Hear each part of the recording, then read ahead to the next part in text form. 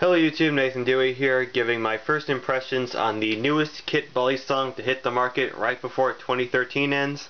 This is the DB1 Dogby Titanium kit from USA Knife Makers. I first want to thank Tracy of USA Knife Makers for once again providing materials for the balisong community.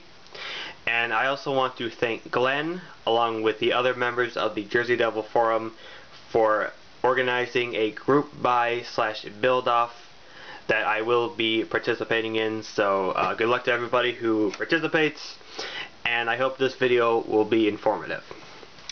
Weight on this knife is 5.3 ounces.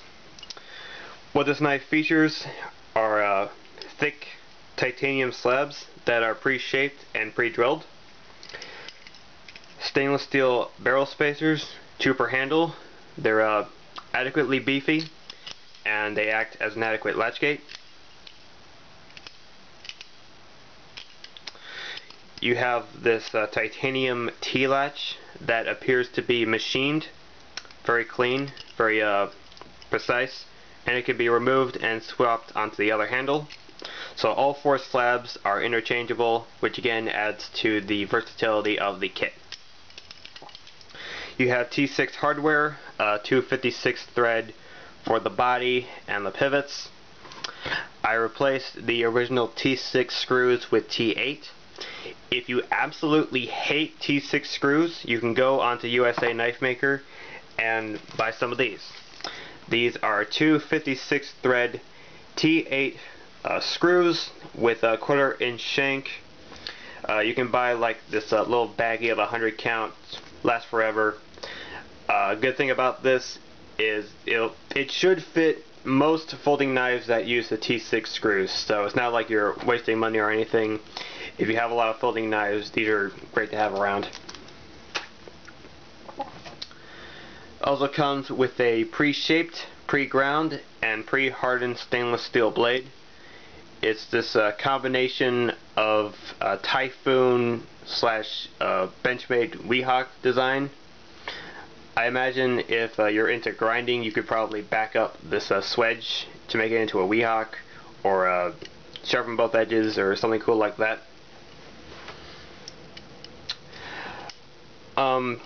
Along with the pivot screws, I also replaced these washers. These are the stock washers that come with the kit. Come on, there you go. And these are the washers that I used. They are both phosphorus bronze. They are both 0.015 thickness. This one is maybe a hair thicker. The reason I went with this is because when you want tight tolerances, not only do you want the washer to be adequate thick, you also want it to be adequate in length. So here's the difference between the stock washer and the washer that I used. This takes up more space in the pivot, which means the blade will have less wiggle room. As it is, the play is actually decent. You know, it obviously has play. It's free-flowing. The blade does rub slightly on the safe handle. Doesn't seem to rub on the bite handle. So could it be a little bit tighter? Yeah, but it doesn't feel sloppy. It's actually about average from what you would expect from most production balisongs.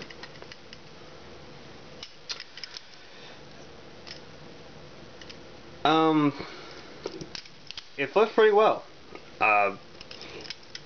It's a little bit light. Well, relatively light, you know, 5.3. It's a little bit longer than your Kimara. So if you flip good with the Kimara, you'll flip a little bit better with this. This has good thickness. You can make different spacers, like block spacers. Either use a material that is the same thickness, either steel or titanium, and cut them down and drill them to fit, or you can make the spacers fit over the pre-existing barrel spacers, which is what I would suggest. Like on this build right here, this balisong uses a combination of block and barrel spacers that are inside of the spacers. I feel it adds a little bit more rigidity, and it's a good combination of weight of steel and G10 opposed to just G10. So if you were to make this, get some titanium, that's a good way to go about it. You know, combination of steel and titanium would be an interesting way to add weight to it if you're so inclined. You know, just I would suggest putting it together first and just see what happens. Okay, the criticisms. Of course, it is a kit. You know, it's not meant to be finished or super polished.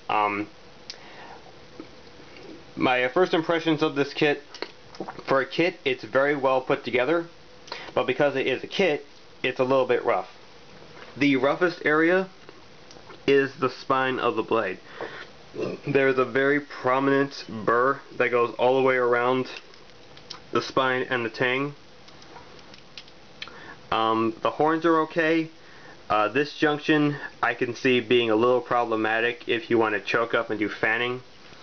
What I would suggest for Tracy, your guy that makes this, if you can do it on later models, is just to make this round. You do not need a triangular tang on a balisong. Most guys are not going to take it and use it as an impact device, or if they are, it doesn't have to be this pronounced. So for later models, I would suggest make this rounder or less of a triangular point, so it doesn't pinch you when you do things like twirling.